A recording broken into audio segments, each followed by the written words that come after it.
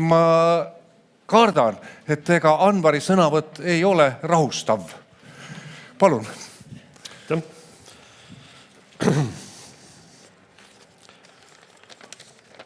Tervist! Nagu te näete, siis mul slaide ei ole ja ma väga ülipikalt ei kavatse rääkida ka. Tahaksin tänada Õhtulehe peatoimetajat Martin Šmutovit väga oluliste mõtete ja küsimuste esitamise eest. Ja mingis mõttes võiks ju öelda, et ma jätkan sealt, kust Martin pool tundi tagasi lõpetas. Aga et teid pisut siis nagu üles raputada lisaks selle sirutusele, siis ma tahaks rääkida kõigepealt ühe mõistujutu. Et ligikaudu 30 aastat tagasi, 1996. aastal, naaberriigis Venemaal, mis oli tollal väga teistsugune koht võrreldes praegusega, valiti presidenti. Et istuv president oli Boris Jeltsin ja tema toetus oli selline, erinevatel andmetel 2 kuni optimistlikult 4%. Ja mitte keegi seal kevadel 30 aastat tagasi väga ei arvanud, et Boris Jeltsin õnnestub teiseks ametiajaks presidendiks saada. Tema lähim konkurent oli Gennadi Zyuganov, kommunist, kelle toetus oli kordades kõrgem. Ja siis oli veel tegelikult uskumatu küll, aga ma arvan, mingisugune suurusjärgus 10 tõsiselt võetavat presidendikandidaati, kelle populaarsus oli ka enamusel Jeltsinist parem. Ja nad olid tegelikult täiesti nagu päris kandidaadid, või vähemasti enam-vähem. Ja mis siis toimus selle valimiskampaania käigus? Põhimõtteliselt Venemaa olulised ettevõtjad, kui niimoodi viisakalt väljenduda, siis joondusid kõik ühele liinile ja kaasasid endaga nii kodumaise kui ka tegelikult mingis mõttes välismaise avalikkuse, aga eelkõige siis Venemaa tollal väga õitsva ja mitmekesise ajakirjanduse, mis Venemaal peamiselt tähendas televisiooni, aga ka vähesel määral kirjutavat ajakirjandust. Ja mul oli tollal Venemaal väga palju ajakirjanike seas kolleege, kellega ma suhtlesin ja mäletan seda ka isiklikus plaanis päris hästi, et see sõnum oli see, et ega see, mis me nüüd siin teeme Jeltsini presidendiks tagasivalimise toetuseks, et ega see nüüd päris ajakirjandus ei ole, me saame siit ise väga hästi aru, keegi ei ole loll, aga kuulge, ega te ei taha ometi, et Venemaal tuleks kommunistid võimule ja kodusõda, ja sellepärast me teeme nüüd siin tegelikult järgmised 4 kuud, teeme Jeltsinile ajakirjanduses kampaaniat. Ja tegelikult tehtigi. Ja Jeltsin valitigi, üllatus, teises voorus, tõsi küll, aga siiski veenva ülekaaluga tagasi. Jeltsini teine ametiaeg omakorda lõppes siis võimu üleandmisega Vladimir Putinile, kes on Venemaa president tänase päevani ja keegi ei tea, kui kaua ta seal veel jätkab, eks ju. Aga tulles nüüd siis ajakirjanduse juurde Eestis, siis tahtsin rääkida sellest murest, mis on mul seoses sellega, et ajakirjandus ei oma Eestis minu meelest kasvava sagedusega piisavat selgroogu ja enesekindlust ja see väljendub väga paljus erinevates asjades, et ega see ei ole nüüd mingisugune maailmamattev mure, aga põhimõtteliselt mure on olemas. Et kindlasti, kui siin saalis on toimetajaid, siis olete saanud kuskilt ametniku või poliitiku või suhtekorraldaja käest sellise kõne, mille sisuks on see, et vaadake, teil ilmus seal 10 minutit tagasi üks uudis, et muutke see pealkiri ära. Et see pealkiri on vale. Et kui te küsite, millest pealkiri vale on, et kus on faktivead, ta ei ole faktiviga, aga tegelikult see pealkiri ei ole õige. Ja lühike sõnum on siis see, et kuigi faktivigu ei ole, siis see pealkiri tuleb ära muuta, sellepärast, et see pealkirja poolt edasi antav mõte ei vasta sellele õigele narratiivile, mis siis on kas selle helistaja või tema mingisuguse organisatsiooni või mingisuguse ettevõtte või erakonna või veel mingisuguse asja nagu poolt eelistatud narratiiv või lihtsalt õige narratiiv. Ja Rahvusringhäälingu uudistetoimetuses ma pean väga suure uhkusega ütlema, enamasti saadetakse kõik sellised helistajad kuu peale. Ja mõnikord olen kuulnud, saadetakse veel hullematesse kohtadesse, millest tekib tihti tüli. Ja siis ma kuulen argumenti, aga miks teie ei muuda, sest et sealt, ma jätan toimetuse nimetamata, ja sealt muudeti see pealkiri ära, kohe, vaidluseta. Ja kõige hullem on see, et kui ma lähen seda väidet kontrollima sinna väljaandesse X või Y, siis ma näen, et see pealkiri ongi ära muudetud selle helistaja soovitud viisil. Ja see on tegelikult täiesti kohutav. Ja see näitab tegelikult seda, et puudub mitte ainult nagu enesekindlus, vaid puudub ka tegelikult soov olla ühiskonnas ajakirjandusel selleks, kellest siin eelmised kõnelejad, ka Joonas Hellermaa juba rääkisid, eks ju. Et tegelikult ajakirjanik ja toimetus esindavad avalikkuses neid inimesi, kes on selle toimetuse või väljaande või ajakirjaniku lugejad, kuulajad ja vaatajad. Need inimesed ise ei saa minna küsida võimuteostajate käest kriitilisi küsimusi, uurida teemasid, mis neile on kättesaamatud ja oma tähelepanu ja tihti ka raha kaudu on nad siis usaldanud neid toimetusi ja ajakirjanikke enda eest seda tööd tegema.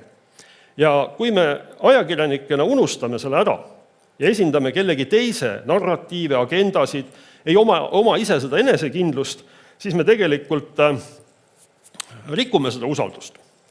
Ja tihti võib öelda, et lõpuks ikkagi, kui sa kellegi usaldust nagu püsivalt rikud, siis inimene nagu loobub sinu juurde tulemast, ta ei loe sind rohkem, ta ei vaata, ta ei kuula. Seda muret veel ei ole, eks ju. Aga tegelikult ühiskonnas, terves ja vabas ühiskonnas peaks olema ka niimoodi, et ajakirjandus räägib väga aktiivselt kaasa narratiivide, teemade ja ühiskondliku agenda kujundamisel. Et ei ole niimoodi, et keegi kuskilt kehtestab mingid õiged teemad, õiged allikad, õiged pealkirjad, õiged sõnad ja siis ajakirjandus joondub selle ülevalt poolt või kuskilt kõrvalt antud narratiivi järgi. Ajakirjandus peab olema ise võimeline ja täis tahet ise seda oma agendat teistele tegelikult peale suruda. Selles ei ole mitte midagi halba, kui toimetus, väljaanne, ajakirjanik tahab kehtestada oma narratiivi näiteks poliitiliste erakondade suhtes. Vastupidi, see hoiab neid erakondi nagu sellise avaliku, kriitilise ja igati nagu vajaliku kontrolli all.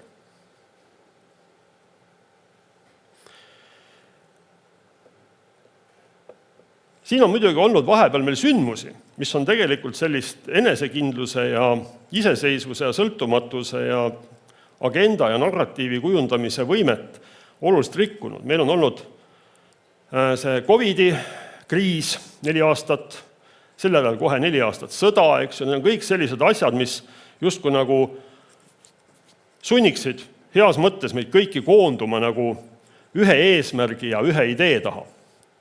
Aga vaatamata sellele, mida me siis kas sõjast või nakkushaigustest arvame, ühiskond, mis koondub ühe idee taha, see ei lõpe reeglina eriti hästi. Ja ajakirjanduse roll on selliseid stsenaariume kindlasti samal määral vähemalt poliitikute ja muude ühiskonnaelus aktiivselt osalevate isikutega, nagu ajakirjanduse roll on seda tulevikku tegelikult vältida. Siin on üks oluline aspekt veel tegelikult. See seisneb selles, et millised on ajakirjanduse meedia majanduslikud võimalused. Et kui ma toimetuses oma seda sõnavõttu testisin paari kolleegi peal ja rääkisin, milliseid teese ma kavatsen esitada, siis üks kolleeg ütles kohe, et aga et siin on ju kõik lihtne, et ajakirjanduse või meedia majanduslik võimekus Eestis võistelda, ma ei tea, näiteks erakondadega või riigiga või ametnikega või suhtekorraldajatega mingisuguse avaliku agenda seadmisel on pärsitud, kuna lihtsalt nii Rahvusringhäälingu rahastus kui ka tegelikult eraõiguslike meediamajade sissetulekud on nagu vähesed. Tõsi, et Eestis, nagu ka väga paljudes muudes ühiskondades, ei ole ajakirjanduse rahastamisega asjad sugugi sellised, et ma võiks sirge näoga siia teie ette tulla ja öelda, et jah, et vaadake, et rohkem raha vaja ei ole, me ei oska selle olemasoleva rahaga midagi teha. Loodetavasti ka sellist päeva ei saabu, sest see pärsib igasugust innovatsiooni ja loomingulisust ja muud sellist. Aga tegelikult oluline küsimus on hoopis see, et kui me praegu vaatame oma olemasolevat ajakirjandust ja küsime, et oletame, eeldus on see, et me vaatame seda ajakirjandust, ütleme, me ei ole rahul sellega. Ja siis on küsimus, et kui sellel ajakirjandus oleks 2 korda rohkem raha kui praegu, kas me näeksime 2 korda paremat ajakirjandust või 2 korda rohkem sama halba ajakirjandust? Ma kardan, et see vastus tõenäoliselt on number 2. Ja see on kõigile meile nagu enese sisse vaatamise nagu punkt. Et siin on 2 lähiriigist, jällegi ei tahaks nagu kolleege nimeliselt nimetada, aga meil on näiteid, kus on üks meediaorganisatsioon või teine meediaorganisatsioon saanud ootamatult rohkem raha, kui tal oli aasta tagasi. Kas need meediaorganisatsioonid on suutnud seda raha kasutada selleks, et olla ühiskonnas mõjukam, et omada rohkem tähtsust, et teenida paremini oma auditooriumi? Hetkel mulle tundub, et nad ei ole selle võimaluse ärakasutamiseni ja selle selguseni veel jõudnud. Ja muidugi ei saa jätta ära märkimata seda, et Eestis, aga ka paljudes muudes Euroopa riikides on erakordselt palju avalikku võimu läinud kõikvõimalike kommunikatsioonitegelaste kätte. Alates ametnikest kuskil avalikes asutustes ja riigiasutustes ja lõpetades erasektori hiiglasliku lobistide ja suhtekorraldajate armeega. Ajakirjanikud on juba aastaid Eestis sellega võrreldes vähemuses ja ka majanduslikult kindlasti jäävad alla, et kui me vaatame keskmise suhtekorraldaja palka ja võrdleme seda keskmise ajakirjaniku palgaga, siis ma arvan, et viimased 20 aastat on see number olnud ajakirjanike kahjuks selgelt ja selles suunas on kulgenud ka ajakirjanike äravool. Aga ma ei taha kurta selle üle, ma ütlen, see paneb tegelikult ajakirjanikele isegi nagu suurema kohustuse olla selline agenda kujundaja ja küsida iga hommikul, sest uudistepäev algab iga hommikul uuesti, küsida enda käest, et mis on need asjad, mille vastu minu lugejad, minu kuulajad, minu vaatajad täna huvi tunnevad, mis on minu auditooriumi huvid, mis on nende eluliselt olulised asjad, mitte reageerida tuimalt või kuidagi initsiatiivitult sellele, mis elu ise kuidagi suhtekorraldajate abiga meile õue peale veeretab. Et ma ei taha jõuda tagasi sellesse hetkesse 1989. aastal, või 90. aastal, kus mõne ajalehe teisest küljest alumise poole täitis ühtlane tekst, mille pealkiri oli "Toimus valitsuse istung". Selline aeg oli olemas, ma ise olen näinud neid pealkirju, mina neid pealkirju pannud ei ole. Vastupidi.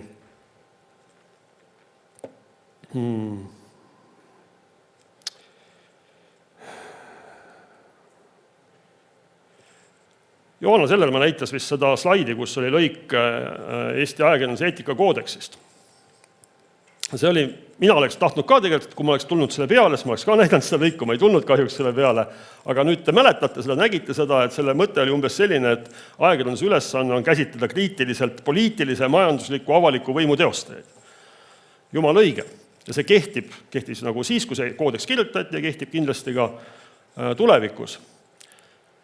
Küsimus on lihtsalt selles, et kuidas me seda avalikku võimu, nende teostajaid defineerime. Et siin on väga pikalt olnud selline kitsas käsitlus, mis on olnud ka mingitel perioodidel kindlasti õige, et ongi poliitiline võim, mis siin on, et valitsus, Riigikogu liikmed, valitsuse liikmed, täitevvõim, mõningatel juhtudel ka kohtuvõim, eks ju, osa ametnikkonda, poliitilise võimu teostajad ja siis majanduslik võim, suured ettevõtted, monopolid, pangad, sideettevõtted, kõik, kes nagu inimestele mingeid asju müüvad, eks ju. Elu on muutunud võrreldes 1990. aastate esimese poolega oluliselt mitmekülgsemaks ja keerulisemaks ja selles mõttes nagu nii kitsalt enam avalikku võimu kindlasti defineerida ja selle teostajaid ei saa. Et avaliku võimu teostajate määratlemiseks ma arvan, et põhimõtteliselt iga hommik peaks toimetaja enda käest küsima, et kas ma oskan selgitada, kes Eestis hetkel on konkreetsed avaliku võimu teostajad, et nende peale siis kriitiliselt vaadata. Ja kui sinna küsimusse nagu sisse minna, siis tegelikult tihti vastus on, et seal ei ole Riigikogu liikmeid või valitsusliikmeid enam sellisel määral, et seda raske niimoodi segmenteerida või protsentides mõõta, aga väga selge on, et avalikku võimu Eestis teostavad tihti inimesed, kellel ei ole ei valimiste protsessiga, mis on poliitiline mandaat, eks ju, rahvalt, ega ka mingi muu majandusliku protsessiga väga selget seost. Nende inimeste hulgas on väga palju ametnikke. Me siin ka viimastel kuudel näinud olukordi, kus ametnik tuleb, räägib tegelikult avalikkuse ees juttu, mida tegelikult veel 5 aastat tagasi, rääkimata ajast 20 aastat tagasi, oleks rääkinud minister või Riigikogu fraktsiooni juht või erakonna esimees, eks ju. Ja see minister on seal kõrval nagu lihtsalt mingisugune abivahend, kes noogutab parimal juhul, eks ju.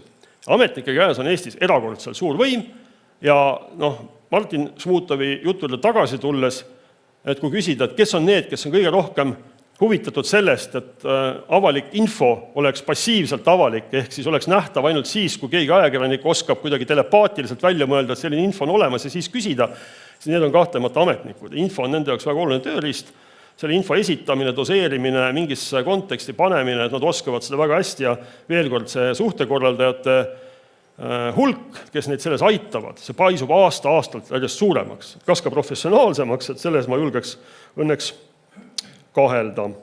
Ja siis teine hulk avaliku võimu teostajaid, kellest nagu üldse väga keeruline aru saada, et nad mingit võimu teostavad. Osaliselt tuleb ka siin see kultuurimoment mängu tegelikult, et kultuur on jätkuvalt Eestis väga oluline ja kultuuri kaudu teostatakse väga palju avalikku võimu. See on absoluutselt vaieldamatu. Need on aktivistid kõikvõimalikud. Ja aktivist on nagu sellise mingi märgiga sõna tihti, eks ju, tegelikult see ei ole seda, et need on inimesed, kes on võtnud endale mingisuguse eesmärgi, teevad selle eesmärgi saavutamiseks väsimatult tööd ja neil on siis olenevalt sellest, et kes nad on siis mingisugused eeldused, mis omakorda annavad neile võimu, avalikku võimu, mida nad ka teostavad. Ja ajakirjandus peaks suhtuma aktivistidesse ja nende eesmärkidesse täpselt samasuguse kriitika või kuidas öelda siis skeptitsismi ja nõudlikkusega, nagu suhtutakse näiteks erakondadesse või valitsusliikmetesse või mingitesse kõrgetesse ametnikesse või suurtesse ettevõtetesse, et nad ei erine omavahel avaliku võimu teostamise võimekuselt nagu praktiliselt üldse. Ja omakorda siis need ametnikud ja aktivistid, nemad kindlasti mõtlevad iga hommik selle peale, et kuidas tema saaks oma agendat selles ühiskonnas sellel hetkel temale kättesaadavate vahenditega kehtestada. Teevad seda väga hästi, väga aktiivselt. Ja tihti on selle tulemuseks selline, me ei oska paremat sõna leida nagu sünteetiline avalikkus. Et me nagu vaatame, et kõik elemendid on nagu olemas, nagu päriselt toimub midagi, eks.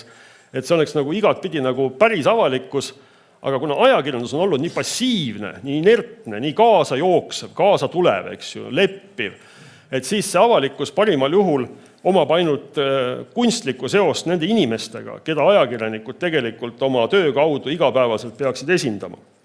Nii, mul on vist aeg enam täis saamas, ma siia lõppu veel lisaks ühe sellise olupildikese, et oli vist 4 aastat tagasi, kui Pärnus toimus üks üritus, mitte see üritus, mis siin täna, ja seal oli palju erinevaid kõrgeid riigiametnikke rääkimas ajakirjanikele sellest, et mida siis Ukrainas Venemaa poolt alustatud sõda meile siin Eestis kaasa toob.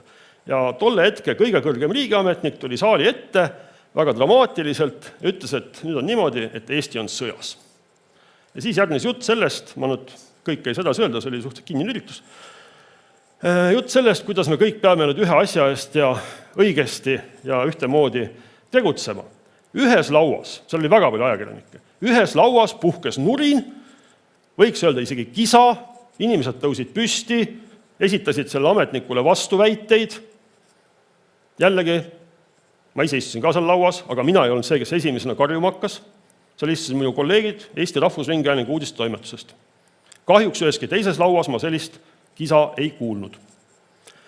Et Rahvusringhäälingul on muidugi see õnnetus, eks ju, et kõik arvavad, et me oleme ju riigi poolt kinni makstud, eks ju, et olemegi, me oleme maksumaksja poolt rahastatud, see on tohutu privileeg, aga see vaade, võimalik vaade meile sunnib meid käituma seal sõltumatutena, kuna me ei taha ju, et ajakirjanikena keegi arvaks, et me oleme mitte sõltumatud. Ja mis ma tahan lõpuks öelda, ma loodan, et kui kunagi mingi selline üritus uuesti toimub ja kuskilt peaks tulema mingi riigiametnik või poliitik või aktivist, kes ütleb ajakirjanikele oma võimupositsioonilt, et nüüd teeme nii, et siis seal saalis, kui on mitu lauda, kus on erinevaid meediaorganisatsioone, et siis mitmes lauas puhkeb kära, kisa ja protest. Aitäh! Jah, aitäh! Loodan, et oli huvitav, aga me ei peatu.